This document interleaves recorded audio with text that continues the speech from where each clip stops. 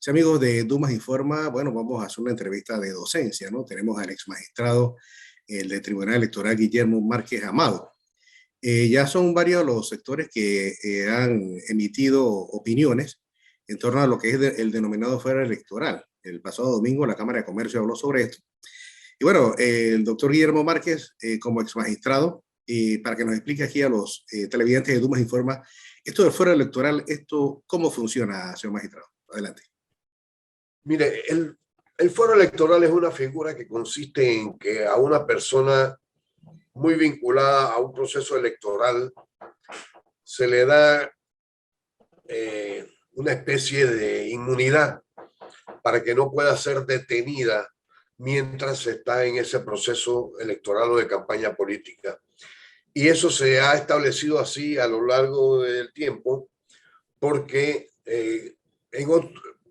porque ha habido personas que estando en el poder, cuando saben que otra persona quiere o se ha lanzado para ocupar el mismo cargo que ellas tienen, les quieren dificultar la vida a esos que ahora son solo candidatos.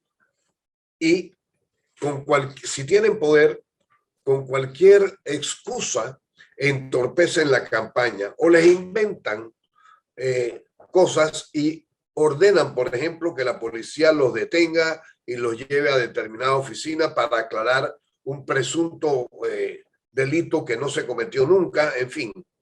Y eso con mucha frecuencia entorpece las campañas electorales de los opositores. Entonces, ese fuero electoral se estableció por esa razón, para que no pudieran ser perturbados. Eso no quiere decir que no lo fueran de alguna manera, pero por lo menos se bajó sustancialmente la intensidad con que lo eran.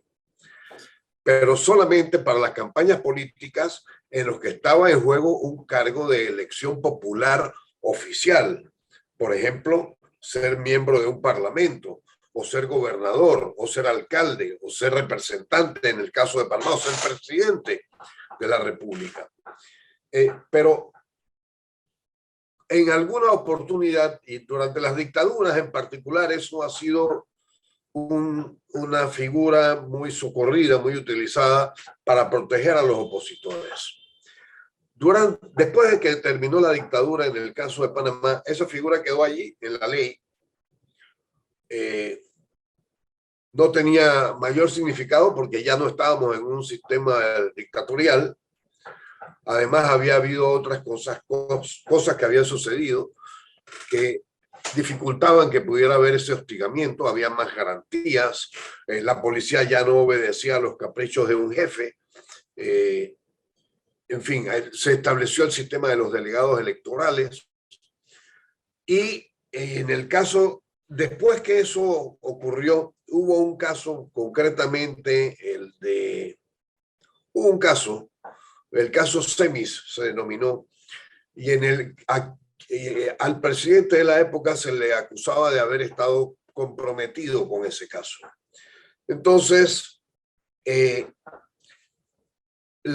Tribunal Electoral, cuando se le presentó la solicitud de si el presidente tenía fuero electoral, dijo que sí lo tenía porque la norma decía que las personas que estuvieran comprometidas o relacionadas con procesos electorales, sin decir que se trataba de procesos electorales nacionales u oficiales, estaban cobijadas por ese fuero electoral. Y entonces se dijo que como el partido del presidente de ese tiempo estaba llevando a cabo elecciones internas para escoger a sus propias autoridades, eso era una elección y por consiguiente no podía el presidente ser juzgado ni investigado y se anuló todo lo que se había hecho en contra o a favor, yo no sé, del presidente, pero se anuló todo.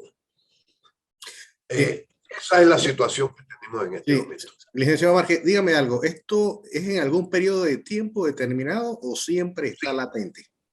No, eso es cuando se trata de elecciones, es normalmente desde que se presentan las postulaciones y son admitidas por el Tribunal Electoral. Cuando se presenta una postulación para un cargo público. Y termina normalmente cuando cuando se cierra el proceso electoral correspondiente, por ejemplo, a las elecciones del 2024, el día que se cierra el proceso electoral, porque ya se sabe quiénes fueron los ganadores y ahí concluye el proceso electoral, que no es una fecha determinada porque puede variar dependiendo de ciertas cosas.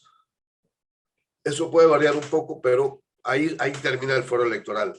Cuando se trata de las elecciones de los partidos políticos, ahí el tema es diferente, porque los candidatos internos en esas elecciones y el presidente del partido o el secretario general del partido y ciertos cargos del partido tienen la misma inmunidad para no ser detenidos, investigados, etcétera. Y eso comienza desde que se abre el proceso electoral del respectivo partido hasta que concluye el partido, hasta que concluye el proceso electoral de ese partido. Entonces, ha ocurrido lo que no debe ocurrir de ninguna manera, porque es excesivamente amplio, y es que los partidos políticos, cuando tienen dirigentes que están comprometidos con rendir cuentas ante la justicia ordinaria, es muy fácil que llamen a un proceso electoral interno. Cuando llaman a un proceso electoral interno, automáticamente tienen el... Y los partidos, además, tienen múltiples formas de estar permanentemente llamando a procesos electorales internos, porque los partidos tienen organizaciones a nivel de corregimiento, de distrito, de provincia, nacionales, a nivel de los grupos femeninos, de los grupos juveniles, de los grupos de trabajadores, de los grupos de empresarios, de los grupos de profesionales. Entonces, puede ser una historia de no terminar nunca, y ahí es donde está el abuso. Ok, dígame algo, señor Márquez. Entonces, esto quiere decir en la práctica que hay fuero electoral para todos los partidos, porque usted lo ha señalado, que hay elecciones para la mujer, para los jóvenes y estas cosas, o sea, que eso va a continuar, pues. Bueno, eso es lo que hay que eliminar. Pero además usan ese fuero electoral porque, de acuerdo con las leyes penales ordinarias, cuando una persona comete un delito y no se la acusa directamente de haber cometido ese delito, para entonces ir a una audiencia y ver si efectivamente es condenada o no. Cuando eso ocurre, si esa investigación no se lleva a cabo dentro de determinado periodo de tiempo, ya no se puede llevar a cabo el juicio. Entonces hay quienes ganan tiempo pretendiendo que tienen fueros electorales para que allá en el otro caso no les corra el tiempo. O perdón, les corra el tiempo y se venza el periodo dentro del cual debieron haber sido llamados a juicio. Oiga, otra pregunta.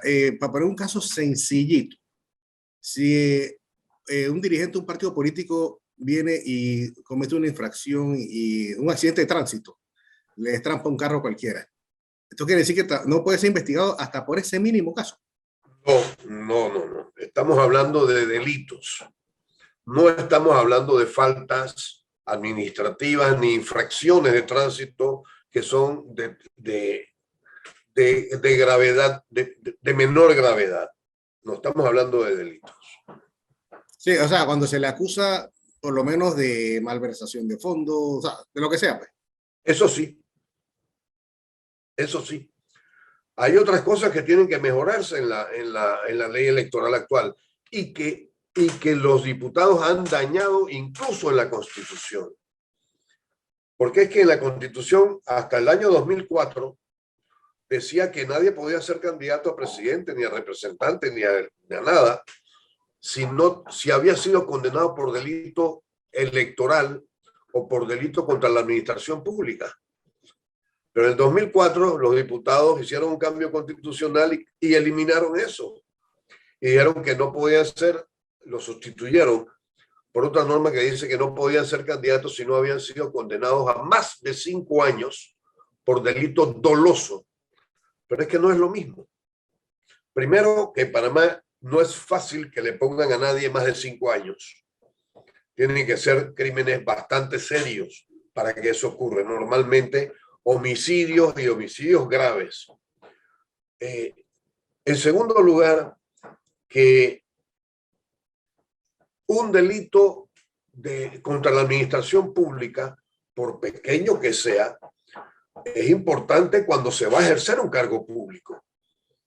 Porque si ya yo tengo antecedentes de que yo metí la mano en un cargo pequeño y ahora quiero ser autoridad en un cargo importante y quiero correr para elecciones, entonces yo voy a ser, como se dice por ahí, el lobo cuidando las ovejas,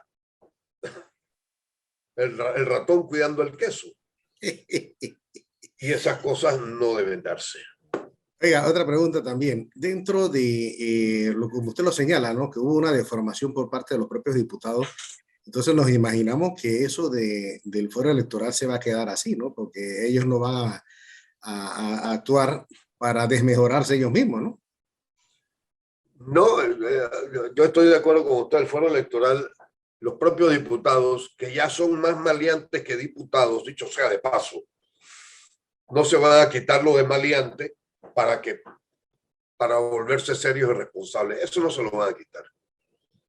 Entonces eso solamente lo podemos hacer los ciudadanos o mediante cambios constitucionales o la Corte Suprema mediante una acción de inconstitucionalidad que diga, por lo menos que en el caso de los procesos electorales internos de los partidos políticos, ese fuero electoral no existe, porque eso está concebido para los cargos públicos. Imagínense que un sindicato cada vez que lleve a cabo elecciones internas diga, no, yo tengo un foro electoral, o la Cámara de Comercio, o la Organización de Profesores de Panamá, o la Asociación de Jubilados. Eso no puede ser. Cada vez que hay un proceso electoral de cualquier organización, entonces tenga un foro electoral. Eso no puede ser. Usted dijo algo interesante con la Corte, porque a nivel ciudadano la recolección de firmas no prosperó, ¿no? Por el tema de la reforma a la Constitución. Bueno, yo creo que ahí la ciudadanía se equivocó. Y yo creo que hubo ciudadanos que pidieron que nadie firmara y yo creo que se equivocaron. Yo creo que lo conducente habría sido y lo mejor para el país que efectivamente se hubiera dado eso.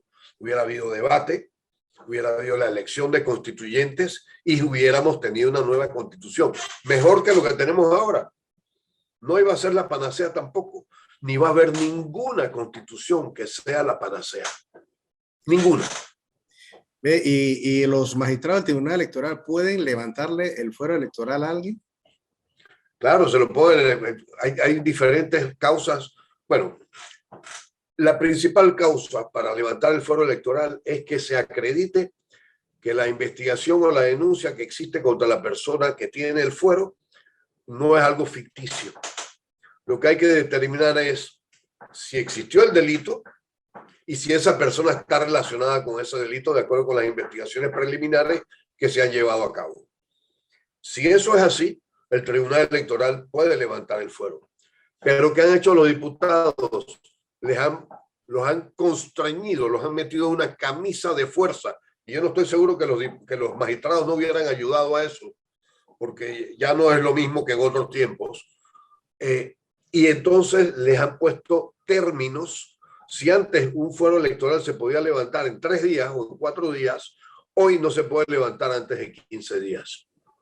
Y hoy hay casos que demoran 5 o 6 meses, según me han comentado por ahí. ¿Y esa votación cómo debe ser? Porque son los 3 magistrados, ¿no? Sí, con 2 que lo levanten ya basta. Entonces, se prepara una resolución, se hace una exposición de motivos y se prepara una resolución y se llega a una conclusión. Si algún magistrado no está de acuerdo, salva su voto. Es decir, dice, yo no estoy de acuerdo con la mayoría, pero tiene que respetar lo que disponga la mayoría. Oiga, entonces ya para finalizar, entonces, como todos los partidos políticos están en movimiento de elecciones y esto, podemos concluir que ese fuero entonces siempre va a estar ahí presente, como le pregunté hace unos instantes, ¿no?